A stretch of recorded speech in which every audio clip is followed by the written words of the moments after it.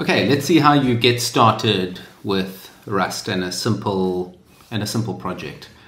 So once you've installed Rust, you have effectively two interesting commands. You have rustc, which is the compiler itself. You'll hardly ever use the rustc compiler directly. You will much more commonly use Cargo, which is the package manager, build tool, etc. So you'll have Cargo available to you and rustc available to you, and I suppose as long as you can run those two things, you have Rust installed. To figure out how to go and install Rust, just Google it and install it using the sort of official instructions. That's what I would recommend. So let's go ahead and see how we start a project. So I'm in a directory called Rust Learn. I've got my editor open on that directory. There's kind of nothing in it other than this readme file and a git ignore. And so the way we would start, we would just literally go cargo init in this directory. You can see it says created a binary or application package, and you'll see a couple of new things appear here. We get a source directory created, and inside it a main.rs. .rs is the extension for Rust source files, and cargo with a capital C .toml or TOML, named after me, is really the kind of your project's manifest file. So it may be similar to like a package.json or your project file, or .csproj file in C# or manifest in Java, etc. This is kind of your project file. And you'll see it kind of writes a very simple one. The cargo init has built a very simple one. It's named the project after the directory. It's created a basic interdict. It's versioned it for 0.1.0. So this is my version number. But then edition is the version of Rust that it's targeting. So 2021, I think, is the latest stable release of Rust.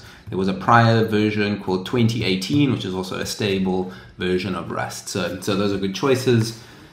And that's kind of all that you end up with. Let's open main.rs. You can see it's actually written us a nice little hello world. And you'll notice that as I opened this file, some things started happening in my IDE, and it's actually gone and compiled this project.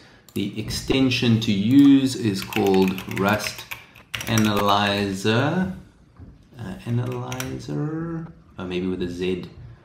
Analyzer with a Z, Rust Analyzer. This is, I think, the only Rust extension I have installed. It's really, really good, and I think it's the official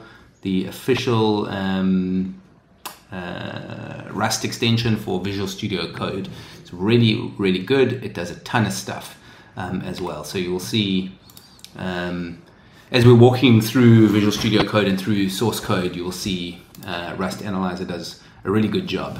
You can see it down there. Rust Analyzer is running. Any errors will appear down there. I can also hover over things like this print line exclamation mark thing, and I can see the docs there, see some examples, etc. I'll probably also hover over like main, and I can see even interesting things that main is a function inside the Rust Learn project, which is my project. So that's cool. You see a lot of interesting things there. Any errors will be highlighted as well. So if we write the word dog and save that, probably that'll be highlighted. Can't find a value dog in this scope. Great. Okay, so that's awesome. So that's starting a project, writing a very simple hello world. Don't worry too much about the syntax at this stage. Let's just play more with cargo, etc. So let's actually run our program. So in order to compile, we would use cargo again, and cargo build is your friend. Cargo build will compile the project, and it will pop your binaries into this target directory. So we can see target debug, and probably this one here, Rust Learn, is probably our executable itself. There's a whole bunch of stuff in here. It's probably not that important to know what goes on inside this directory, but your executable is one of these things. However, it's just much easier to just go cargo run, actually. If we go cargo run, it'll compile and execute your executable, and there you can see it running. Another really nice switch for cargo, or another command, is cargo watch. So if you just run cargo watch by itself, whenever you save or make a change to any source file, say we want to change this to moon and I press save, you'll notice Cargo Watch recompiles your program, and it would show any errors here as well. So if we went back to our error with dog, you would see it compiling it and show the error explicitly there. So Cargo Watch is really nice because it'll monitor your files and recompile them on demand. You can also ask Cargo Watch to execute a particular cargo command after recompiling. And so this would be like, I want to be able to run the program. So Cargo Watch must monitor files when they change, recompile, and then also run them. So that you can see that happening. So here, change that back to sun, press save, and it recompiles it and it reruns it. So that's a pretty nice workflow if that's the kind of way you work. This is also really nice from a test-driven perspective. So once you start building out sophisticated tests or even just simple tests, you can use Cargo Watch to rerun those tests on any source file change. So you can see your tests executing as you change code. So that's also really, really nice. So that's Cargo, most of the use of Cargo. So you can also go Cargo Clean if you like. Cargo Clean will go and clean up that target directory, and so you're back to kind of sources only. That's really handy when you're about to check something into Git and maybe you haven't got your Git ignores quite right. So you will go Cargo Clean, then check stuff into Git, then Cargo Build, and then make sure that you've got your ignores right. So Clean is super helpful. You can also, with Cargo, run other people's executables, which is quite interesting. And you can also import third-party libraries. I'll start with the first one, actually importing third-party libraries. So if we have a look in our TOML file, we understood this. This is kind of basic. There is this section at the end called dependencies, and you can see it's empty.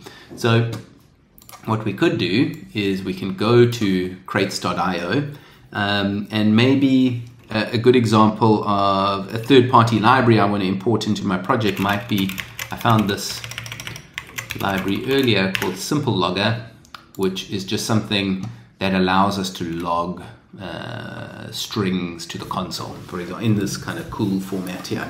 So maybe this is something we want to pull into our program. And so you can have a look and you can see the way to install it. You can actually run Cargo add Simple Logger, or you could add this line Simple Logger equals and then the version number to your TOML file directory directly under this dependencies thing. So let's try the first one, Cargo add Simple Logger. In the command line, Cargo add Simple Logger. And if we run that, kind of goes and talks to crates.io, and then it pulls in that version of the library into your project. You'll see in the background everything recompiled. It also added the Simple Logger directly into the cargo.toml file.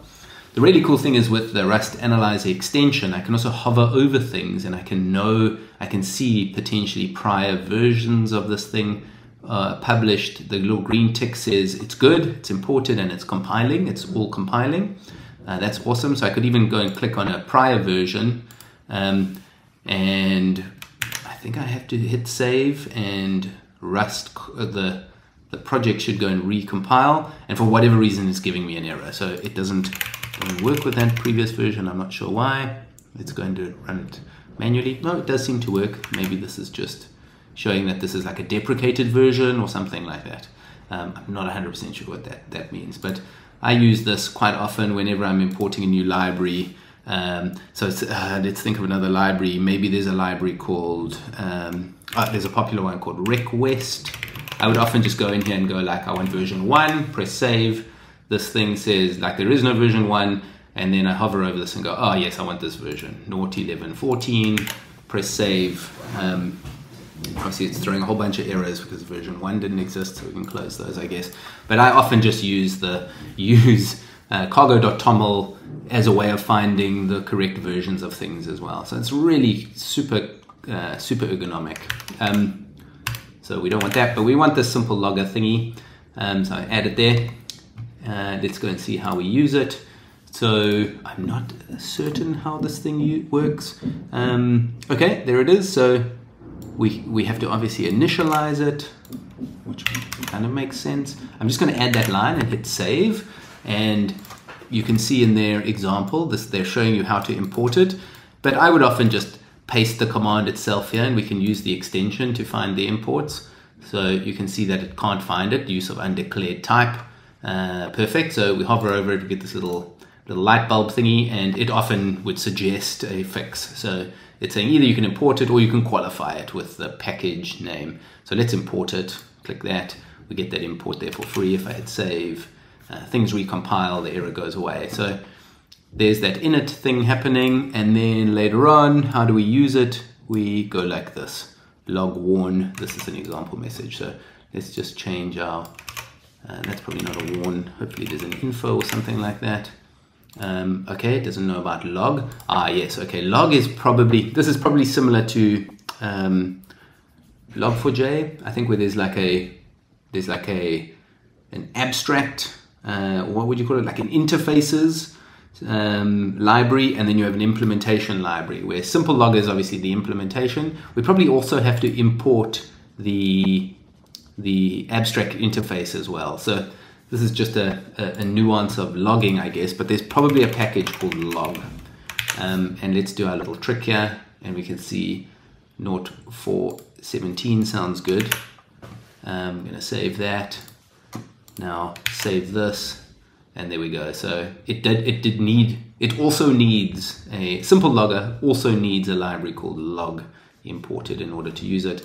I probably don't have to prefix this log thing, and if I hit save there, I could rather import it. So import log info up there. It could be that I also want to warn something. So I suppose let's like run this and check that it works. Cargo run. Okay, great. So there's our string being logged, and the simple logger has added all this other good stuff as well as this little info thing. Look, it's even colored it, so that's quite nifty. Maybe we want to warn, so let's go warn today is cold as well, and let's just see how imports work quickly. This is very cool. Let's import it there and check how that has written it. So you can do these import statements where you import log, and then within these little round brackets, like what's specifically inside log. So log imports can be quite sophisticated in the way they bring things into scope. Okay, so that was importing third-party libraries. Let's try running a published executable as well. So Cargo is also a way of distributing Rust binaries to people, which is pretty cool. So I found one earlier called Causa. Now, you guys probably know Causa, I don't know, maybe you don't. A way to, so you could import Causa into your library, I suppose. And that's fine, but I don't think Causa is really a library. I want to just run it. I want to run this guy's published executable. So another cool switch to Cargo is I can say Cargo install, and if I say the library name, it'll go and speak to crates.io, find the Causa project, pull it in locally, and install it. Okay, so I've already installed it. Let's do the -- force, and let's see if we can actually see it recompiling as well. Yeah, so it's pulling in the code. It actually recompiles it as well. So it's a Cargo install. There's a source install, so a compile from source installation of this package. And then where it puts it, it actually copies it locally. And if I have a look at where it's put Causa, it actually installs it into like the bin directory of my .cargo directory. And this is on Mac. But hopefully that's part of your path as well. So this means I can now run Causa, hello from Tom or whatever, and it actually will execute the little Causa executable as well. So Cargo not only is a package manager, it is also a way of distributing binaries as well, which is pretty cool. I suppose that's similar to NPM and NPX. If you are in the JavaScript ecosystem, NPX is a way of executing distributed NPM packages, if that makes sense. So Cargo certainly has the same kind of thing. So that's what running published executables is all about. One last thing, and this is talking more about the structure of your programs or of your projects before we get into actual Rust syntax and stuff, is you will see the file name main.rs is very important. This is looked for. I believe if we rename this to something else, main2, we will have compile errors happening. So cargo, yeah, this thing is throwing errors, but let's go cargo build, and you will see there's actually like almost an error in the cargo file here. No targets specified in the manifest. It can't find source lib.rs or main.rs. A lib section or a bin section must be present. So by default, Cargo looks for these main.rs is an important file and lib.rs is an important file. So main.rs means it's compiling an executable. Lib.rs means it's compiling a library. And you can mix those two things together as well. So, and in fact, you have to if you want to create sort of an executable which uses, which is more modularly set up. So say, for example, I create a greeter.rs or something like that, and I'm going to write a new function in here, function greet, and this thing takes the name of the person, and that's a string, and it returns a string. And don't worry too much about the syntax here, although it should look fairly familiar to you, that the function greet has a parameter name which is of type string, and this function will return a string. So greet returns a string. That's kind of what this little arrow thingy looks like. And then we open curly brackets to implement the function, right? So a common way of joining two strings together is to use this function, or this function with an exclamation mark. It's not really a function, but it's like a format string creator, and I would put the word hello in the first one and maybe the name in the second one, right? Hit save, gets formatted. This looks cool. It looks like it's compiling.